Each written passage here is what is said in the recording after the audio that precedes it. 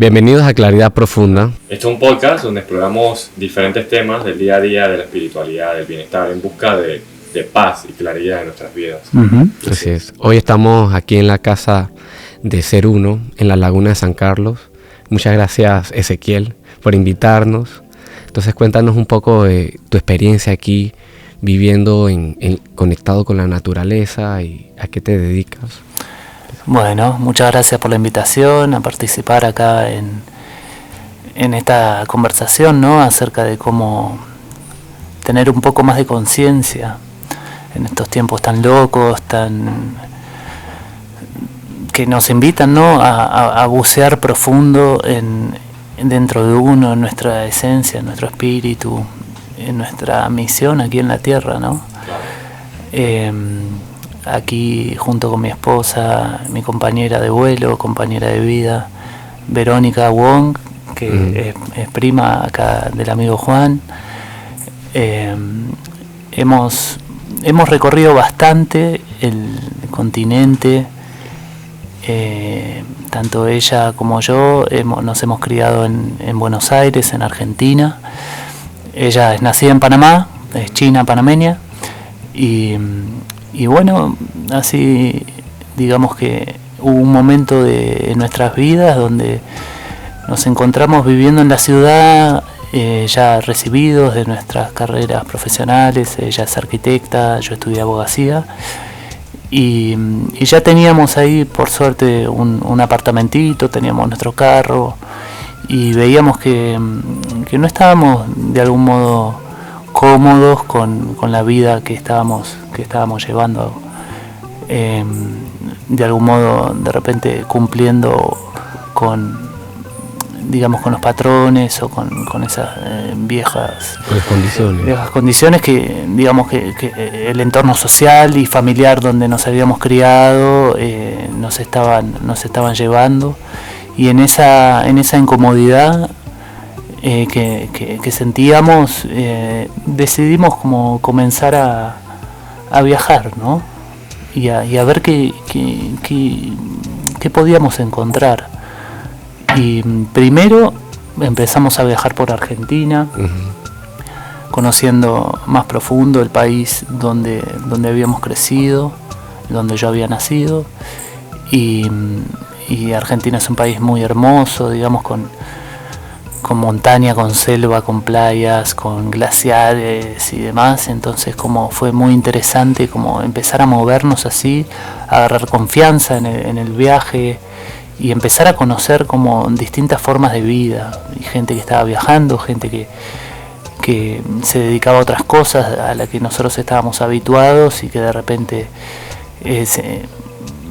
nos fuimos inspirando, digamos. Siempre con Vero contamos que la primera persona que conocimos viajando allá por la selva, por Misiones, que es con frontera con Brasil y con Paraguay, donde están las cataratas de Iguazú. Ahí apenas llegamos ahí cerca de Iguazú, conocimos un señor holandés de 70 años, que el tipo, para empezar, él como dio paso como a la conversación, ¿no? Él se nos presentó y nosotros como más reservados.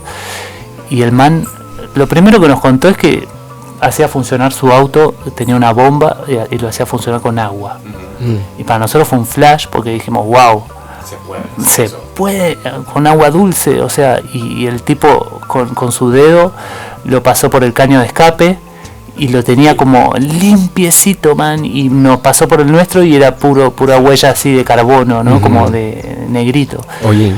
De hollín, exacto. Entonces, como eso fue como una inspiración muy grande, porque además el tipo veía que nosotros recién estábamos saliendo del nido. Empezando, ¿no? Ajá, y el tipo nos dijo como, chicos, ustedes prepárense porque ustedes son viajeros y tengan confianza porque recién están saliendo como de su lugar de confort, y bueno, tengan confianza y seguridad de que lo que están haciendo, el llamado que están recibiendo es como un buen camino.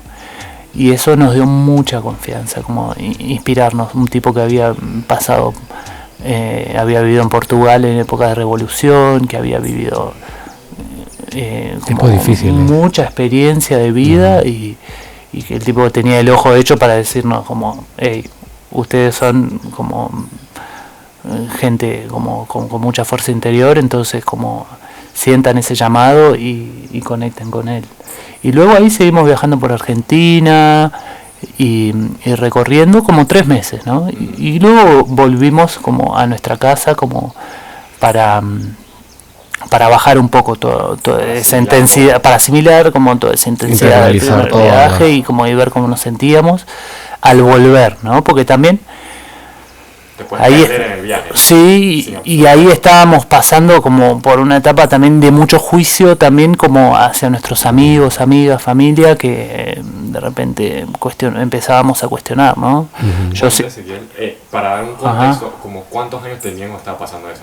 Ahí teníamos 27 años, Vero y yo somos como de la misma generación. Uh-huh. Ella es un año más chica, pero bueno. Y entonces ahí yo estaba trabajando como abogado para el Poder Judicial, digamos, en la corte, digamos, ahí, y me sentía como un piojo del Estado, ¿no? Como, digamos que estaba recibiendo un buen sueldo, estaba recibiendo buenas vacaciones y todo, pero ¿qué estaba dando a cambio? Era mi tiempo, mi vida, mi energía, y en esa época yo también fumaba mucha marihuana. Como también me estaba dedicando al arte, a la pintura y todo, entonces lo primero que hice fue reconocer, ok, ¿por qué fumo tanta marihuana, man? ¿Qué es lo que me trato de, viste, de anestesiar, viste? Entonces, de algún modo sentía que tenía como una doble vida, ¿no? Uh-huh. Como mi vida de abogado y mi vida de pintor, artista, bohemio, como, y entonces tenía como esa lucha interna y me pesaba mucho, ¿no? Me sentía como ahí, como partido al medio. Entonces, también a medida que fuimos viajando más, después decidimos viajar acá a Panamá y comenzar como de nuevo, desde cero. Y ahí entonces lo primero que decidimos, si bien se piensa que los hippies viajeros somos fumones y demás, lo primero que hice para poder viajar y estar bien centradito en el viaje y protegido fue paulatinamente ir dejando como la marihuana, el alcohol y demás. Como eso hizo que yo como limpiara mi camino y Vero también. Pero sí me costó bastante como el proceso. Sí, el proceso ese fue como dije, paulatino y poco a poco, porque sabía que tampoco era cuestión de interrumpir y de enemistarme con la marihuana, que es como una planta sagrada, ¿no? Pero que en ese momento yo necesitaba como descansar un poco porque consumía bastante, me fumaba como tres porros por día y era mucho más, estaba todo el día anestesiado. Claro. Entonces, digamos, la marihuana y eso era como más, tú sabías en esos momentos que era como un tipo de escape, anestesia para estar, o... Sí, yo así lo entendía, pero también me gustaba el olorcito, el sabor, o sea, y es como muy dulce, muy atractivo, pero sí fui entendiendo que tenía que ir bajándole para poder estar más centrado como en el presente, ¿no? Uh-huh. Y sobre todo, puntualmente con la marihuana, uno no sabe quién la cultivó, la energía de esa persona, por qué manos pasaron y demás, hasta llegar como a uno. Y muchas veces viene como de, no siempre, pero viene como de, o bien de semilla modificada y feminizada, industrializada, o de sufrimiento también. O también como, claro, con un background un poco, o sea, mucha sangre, ¿no? Y narco y muchos intereses ahí, entonces como toda esa energía se queda pegada.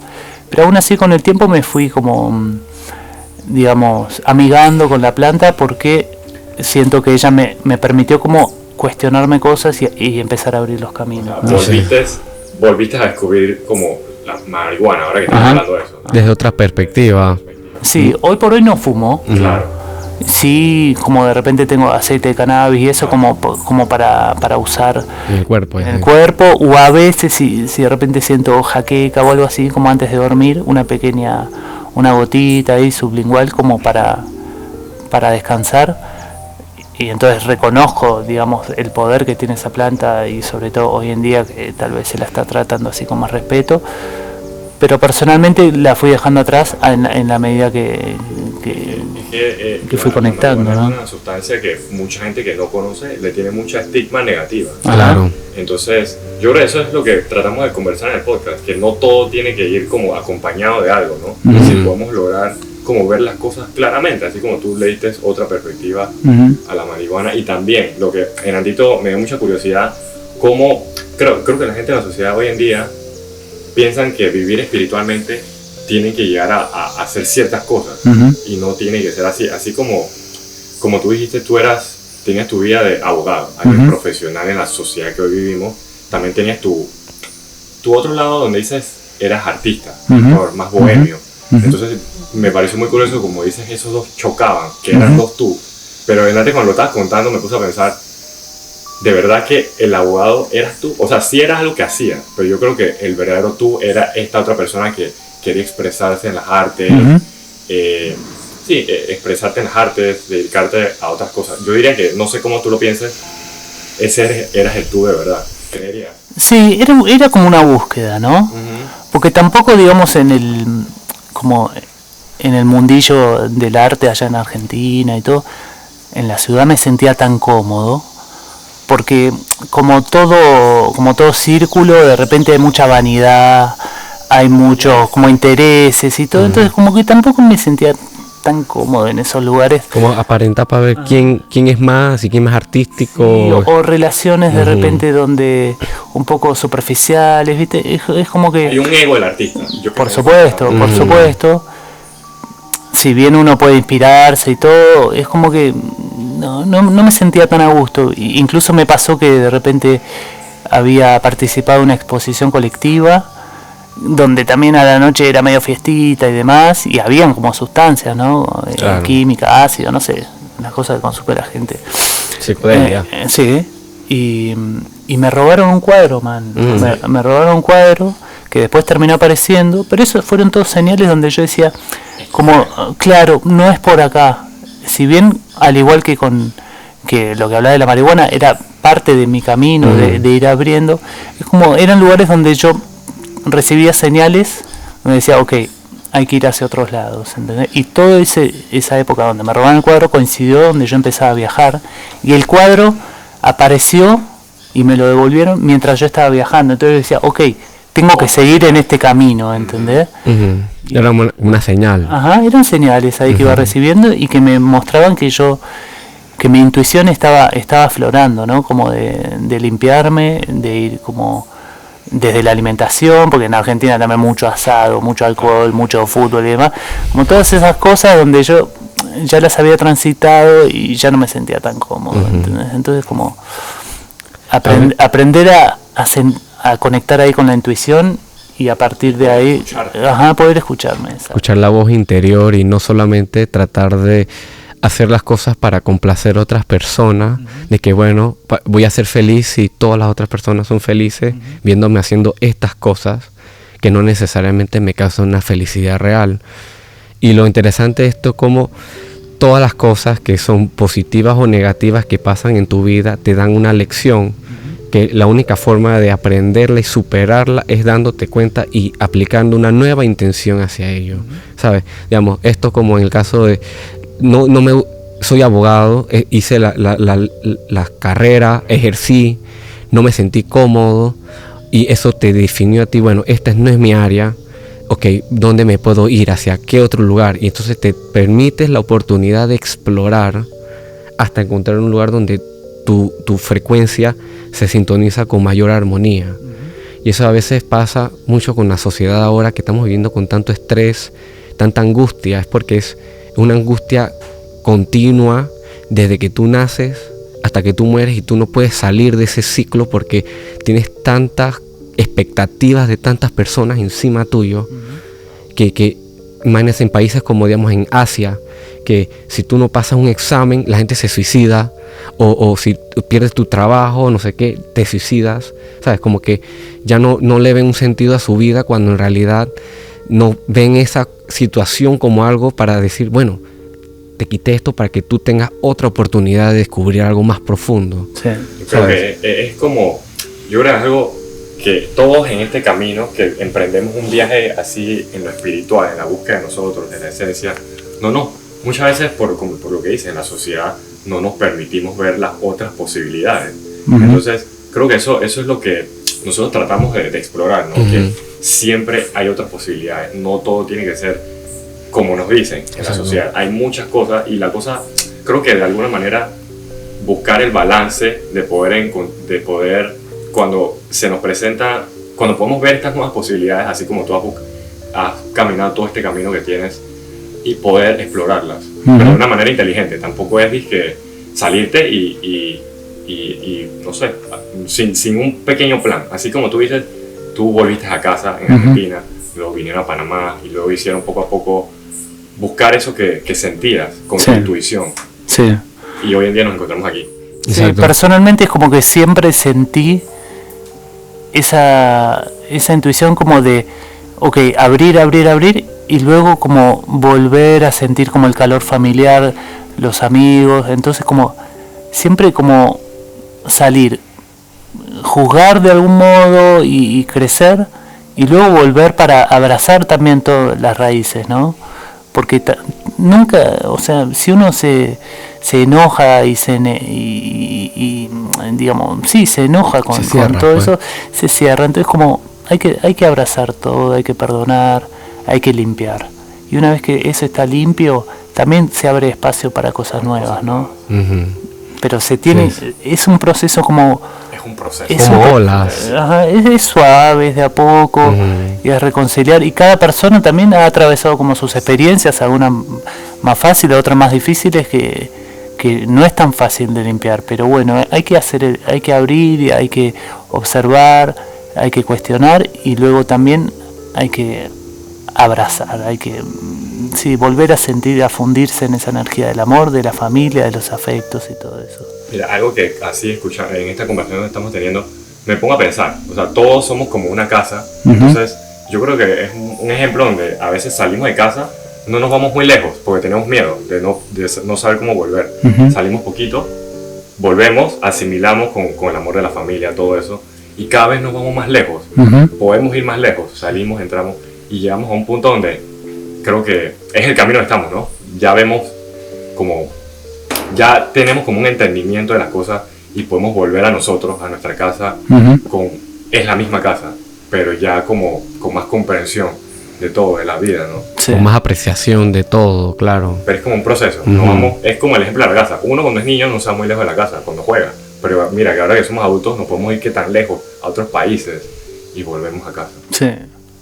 Y eso también fue muy interesante ya pasando como a esta etapa del viaje de haber dado como el salto aquí a Panamá. Lejos de Argentina. Como para entender que las fronteras en los países de Latinoamérica, que afortunadamente como es un gran continente donde uno se puede manejar hablando principalmente la lengua castellana, ¿sí?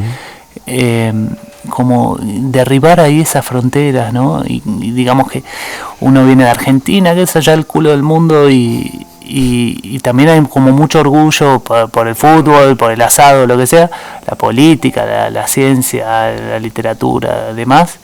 Y es como ir sacándonos esas capas, porque yo también veía, cuando me acuerdo una vez estaba cruzando de Panamá a Costa Rica, y me decía, y el man de la frontera me decía, argentino, no, ustedes son muy orgullosos, ustedes, como que está, claro, siempre hay una etiqueta. Y entonces, como a ustedes también como chinos, también lo habrán vivido, claro, man. Entonces todas esas etiquetas, ir como derribándolas, esos muros, ir derribándolos, como para entender que al final somos todos hijos de la tierra, man. Entonces, como gracias a Dios, a medida que fuimos profundizando en Latinoamérica, empezamos a reconectar con esas raíces y con el arte, con la artesanía, con la naturaleza, man, y con toda la magia que gracias a Dios todavía se conserva.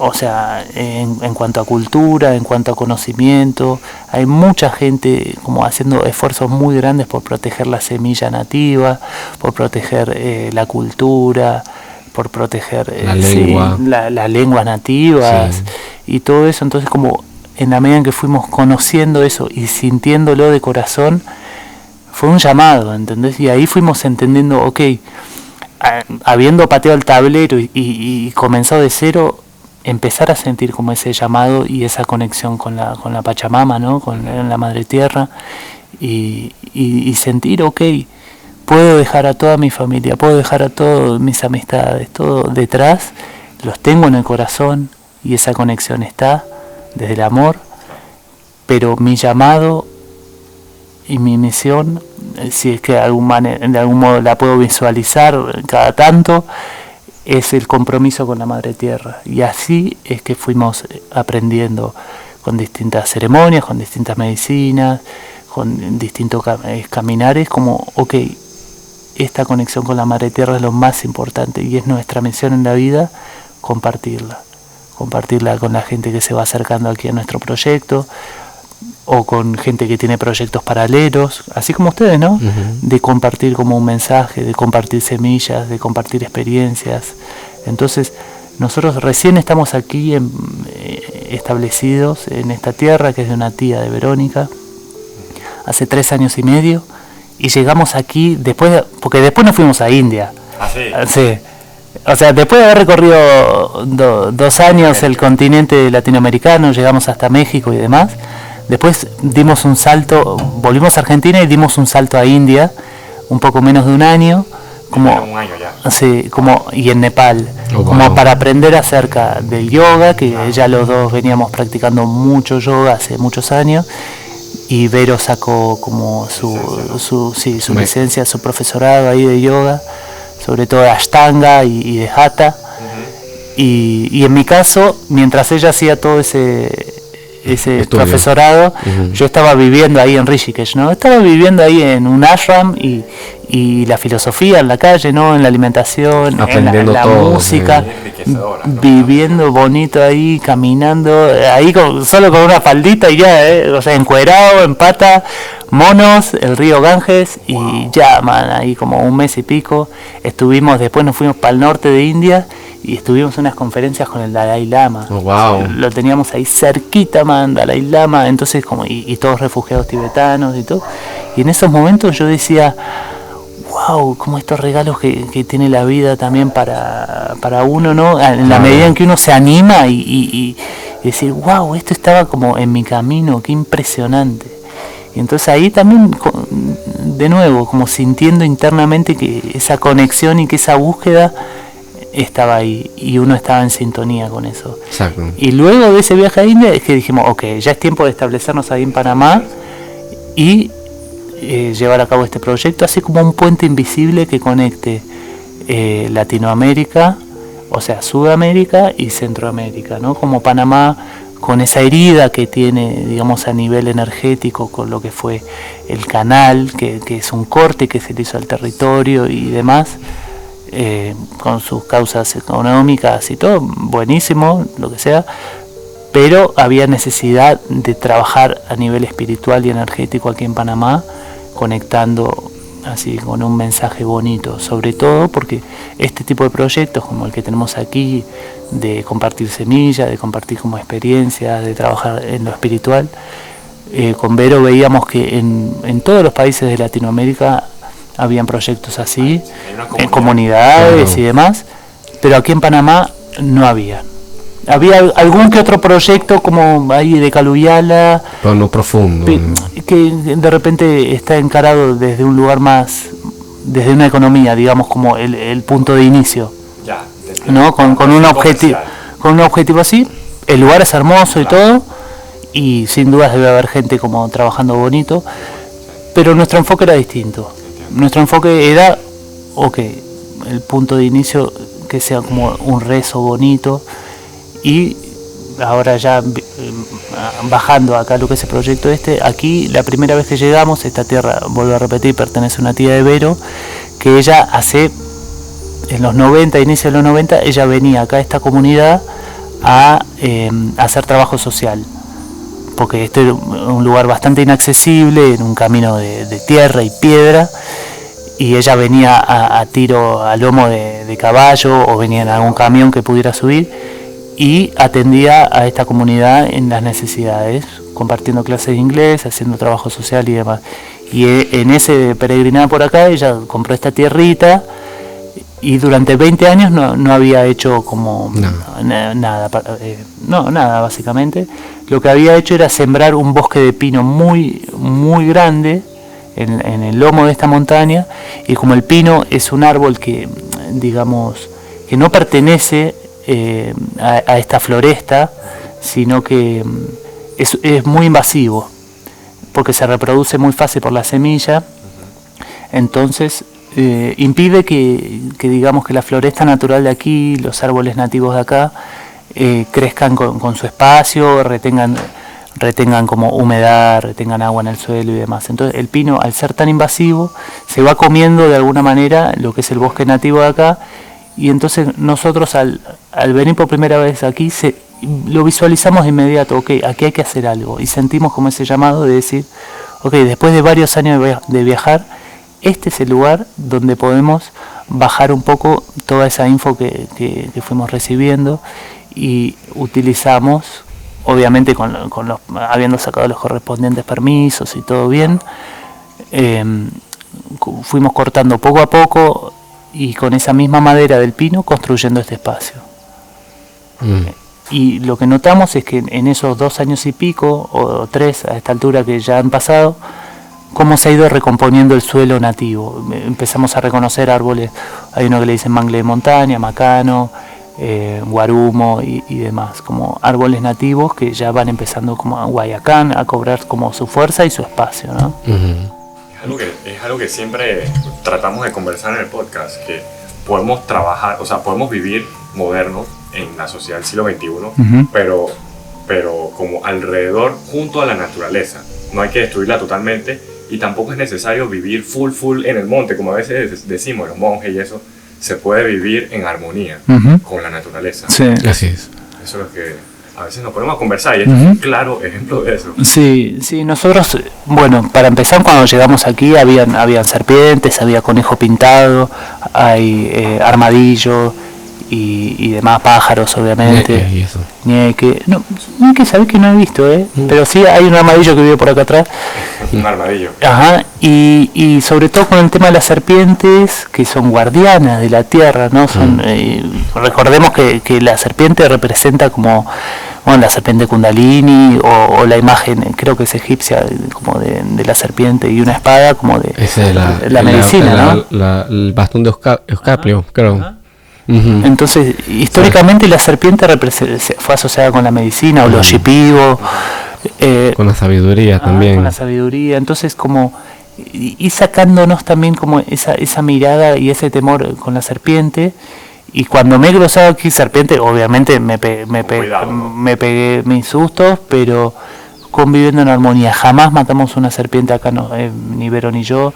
Y bueno, con la llegada también de los gatitos, de Cacao y Rapé, ellos han balanceado también esa energía. Y entonces las serpientes, después también nosotros de ir pidiendo permiso al espacio y todo, como las serpientes hoy por hoy ya no se cruzan por acá, y eso es muy interesante porque nos incentivan a decir, ok, estamos haciendo las cosas, cometiendo nuestros errores, pero estamos haciendo las cosas bien para convivir todos en armonía acá, ¿no? Así es. Y cuando tú cuidas la naturaleza, la madre tierra, ella también nos cuida. Es una simbiosis armoniosa, claro. Que es algo que, digamos, un ejemplo negativo, en la ciudad no tenemos mucho. Vamos destruyendo solamente. O sea, hoy tenemos proyectos donde sí se cultivan cosas, pero es más como hacia destruir en la ciudad. Destruir e imponer. Entonces, sí, ese es el gran tema, como de el hombre por encima de la naturaleza, la mujer por encima de la naturaleza. Es cuestión de reconocernos como parte de este universo, y con humildad. Y entonces, en la medida en que uno logra centrarse ahí, todo es más armonioso, todo es más bonito, man. Y es como uno empieza a trabajar también como parte de un entorno y no por encima. Nosotros acá, o cuando nos toca bajar al mar, o cuando nos toca meternos en la laguna, al río, siempre es pidiendo permiso. Cuando nos toca entrar en un bosque es pidiendo permiso. Cuando me toca de repente cortar una rama de un árbol, o podar una hierba que tengo creciendo acá para un té, lo que sea, siempre es pidiendo permiso y agradeciendo también su presencia aquí. Entonces, como eso te trae cada vez más y más conciencia acerca de por qué estamos acá y de qué modo se puede vivir de un modo amoroso, ¿no? Y así se va poniendo bien bonito y también nos da esperanza, ¿no? Porque si uno ve cómo está todo bien foco para allá afuera y lo que sea, claro, esperanza. Que toca trabajar desde adentro, trabajar en uno y en el entorno donde uno decide establecerse. Oye, rapidito, lo de la esperanza es como que creo que muchos perdemos la esperanza y nos rendimos a lo que ya, en lo que los padres, la sociedad, nos rendimos. Y bueno, rapidito también, la transición que tuviste de ser tú y de Verónica en una ciudad, abogado, arquitecta, ¿no? Sí. Tuvieron ese proceso y llegaron a lo que están haciendo hoy en día. A mí me fascina siempre esos caminos porque son posibilidades que a veces no vemos. Sí. Muchas posibilidades y también aperturas, porque hoy es aquí, tú no sabes qué vas a hacer en 5 años, 3 años, sabes que vaya a hacer esto aquí en 3, 5 años, pero lo importante es que si tú tienes dentro de ti, como lo más importante de tu intuición es tu compás, hacia dónde yo me voy es como yo me siento y hacia dónde quiero ir. Y si yo siento que ese camino me da mucha resistencia, ese camino no va alineado contigo, es un tiempo para que tú hagas esa meditación hacia adentro, como tú dices, como interiorizo también. Digo, bueno, si esto no es lo que yo quiero, ¿qué es lo que yo quiero?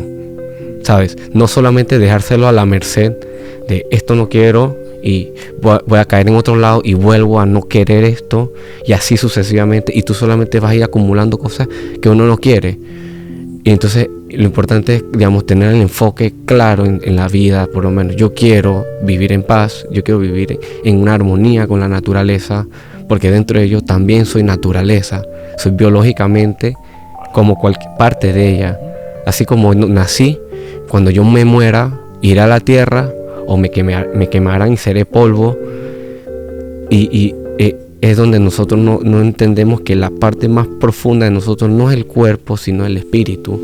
Y que lo que tú haces cuando uno se va por la intuición, uno está alimentando el espíritu.